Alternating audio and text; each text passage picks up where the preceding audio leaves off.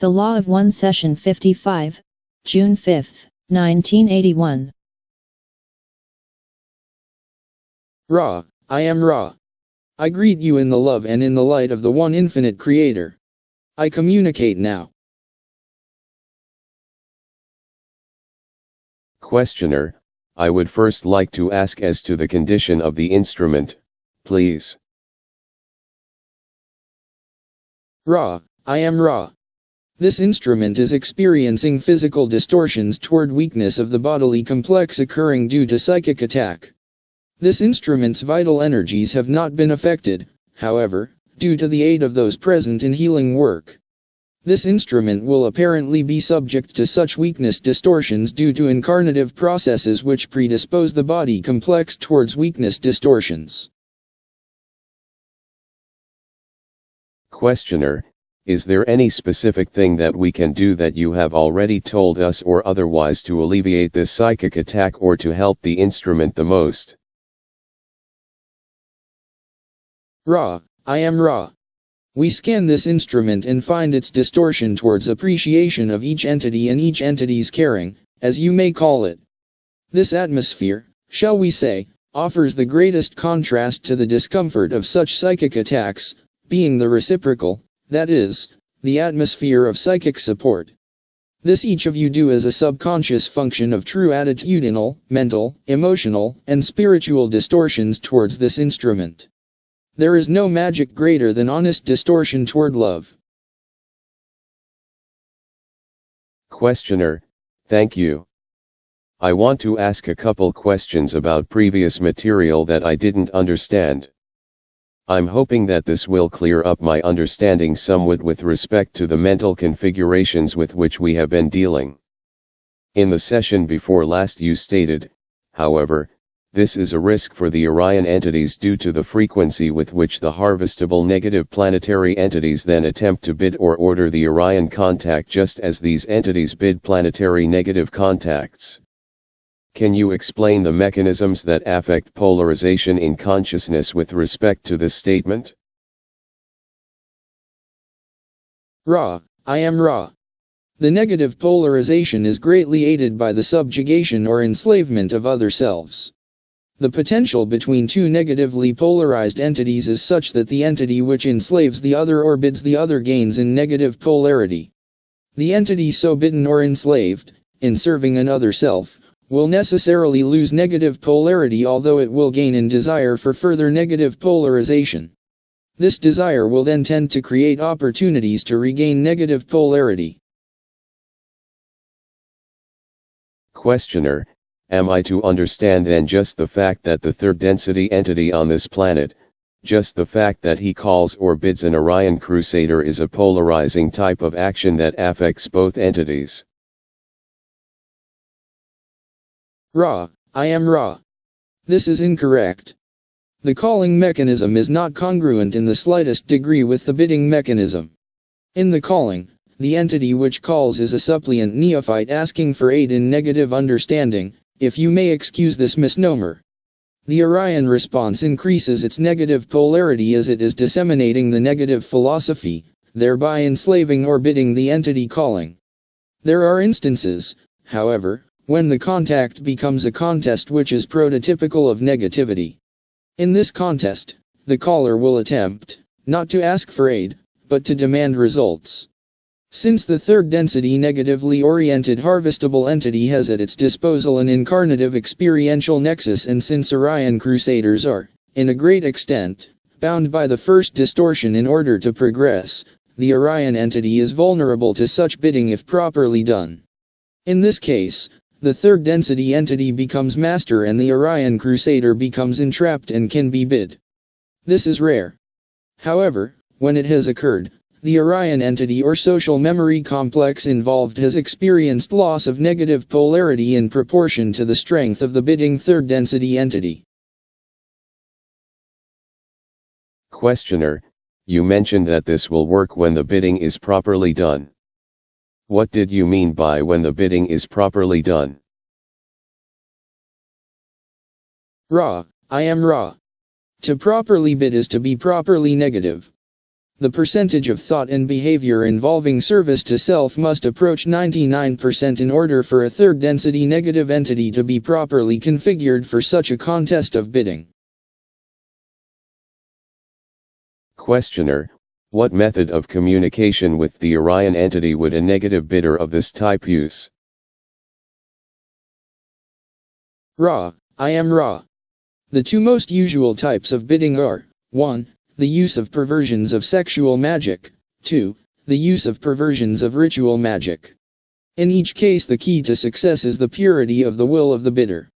The concentration upon victory over the servant must be nearly perfect.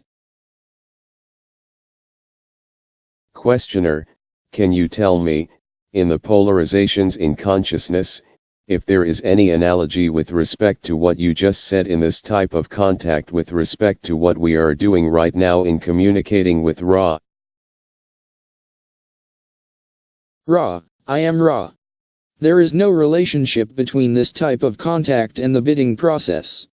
This contact may be characterized as one typical of the brothers and sisters of sorrow, wherein those receiving the contact have attempted to prepare for such contact by sacrificing extraneous, self-oriented distortions in order to be of service. The raw social memory complex offers itself also as a function of its desire to serve. Both the caller and the contact are filled with gratitude at the opportunity of serving others.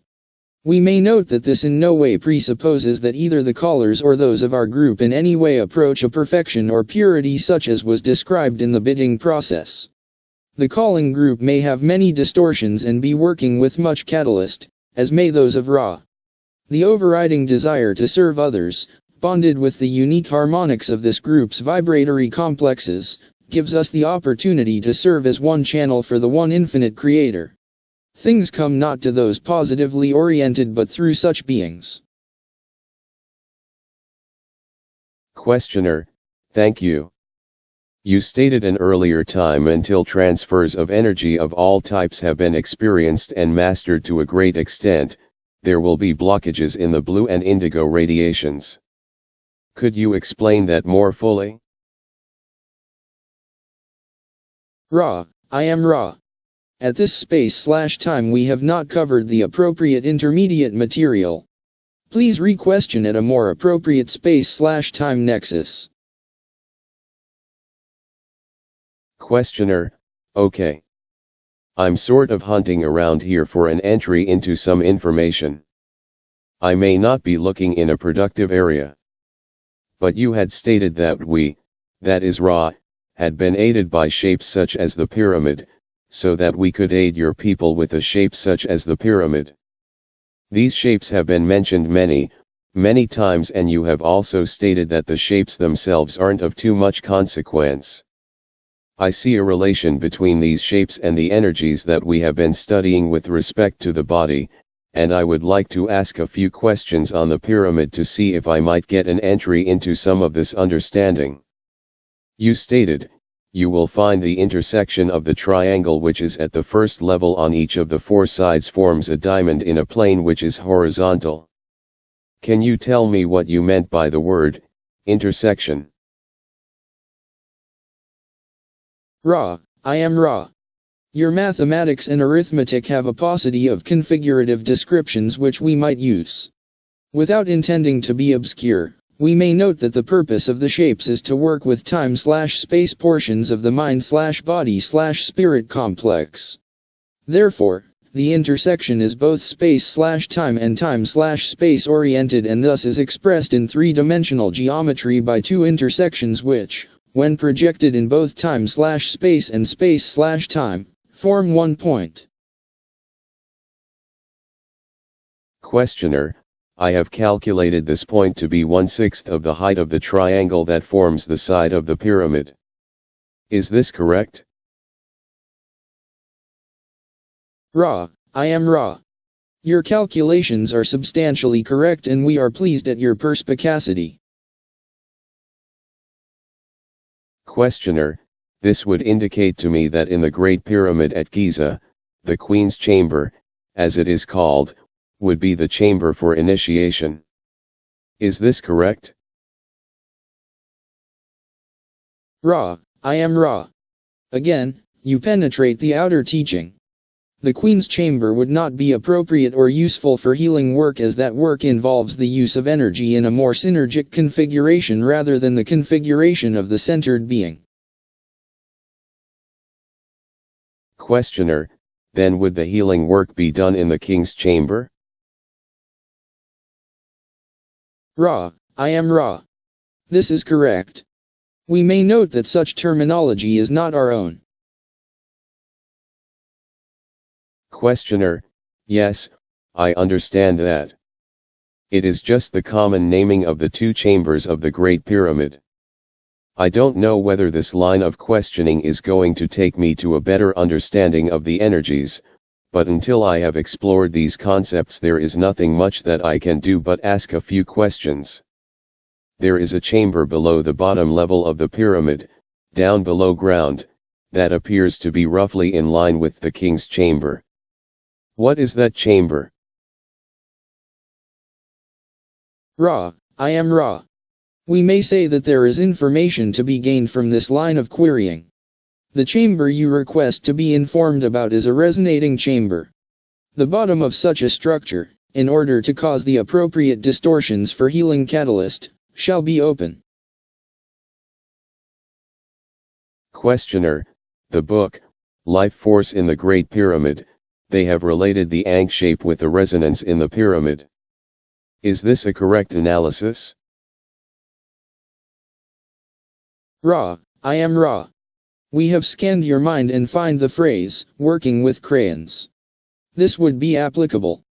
There is only one significance to these shapes, such as the crux ansata, that is the placing in coded form of mathematical relationships. Questioner, is the 76 degrees 18 minutes angle at the apex of the pyramid a critical angle? Ra, I am Ra. For the healing work intended, this angle is appropriate. Questioner, why does the King's Chamber have the various small chambers above it? Ra, I am Ra. This will be the last full query of this working. We must address this query more generally in order to explicate your specific question. The positioning of the entity to be healed is such that the life energies, if you will, are in a position to be briefly interrupted or intersected by light. This light then may, by the catalyst of the healer with the crystal, manipulate the aural forces, as you may call the various energy centers, in such a way that if the entity to be healed wills it so, corrections may take place. Then the entity is reprotected by its own, now less distorted, energy field and is able to go its way. The process by which this is done involves bringing the entity to be healed to an equilibrium.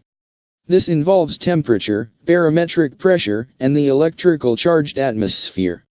The first two requirements are controlled by the system of chimneys. Questioner, does this healing work by affecting the energy centers in such a way that they are unblocked so as to perfect the 7 bodies that they generate and, therefore, bring the entity being healed into proper balance? Ra, I am Ra. This entity tires. We must answer in brief and state simply that the distorted configuration of the energy centers is intended to be temporarily interrupted, and the opportunity is then presented to the one to be healed to grasp the baton, to take the balanced route and to walk thence with the distortions towards dis-ease of mind, body, and spirit greatly lessened. The catalytic effect of the charged atmosphere and the crystal directed by the healer must be taken into consideration as integral portions of this process, for the bringing back of the entity to a configuration of conscious awareness would not be accomplished after the reorganization possibilities are offered without the healer's presence and directed will. Are there any brief queries before we leave this instrument? Questioner, only is there anything we can do to make the instrument more comfortable or improve the contact? Ra, I am Ra. All is well. You are conscientious. I now leave this working. I am Ra. I leave you, my friends, in the love and in the light of the one infinite Creator. Go forth, then, rejoicing in the power and in the peace of the one infinite Creator. Adonai.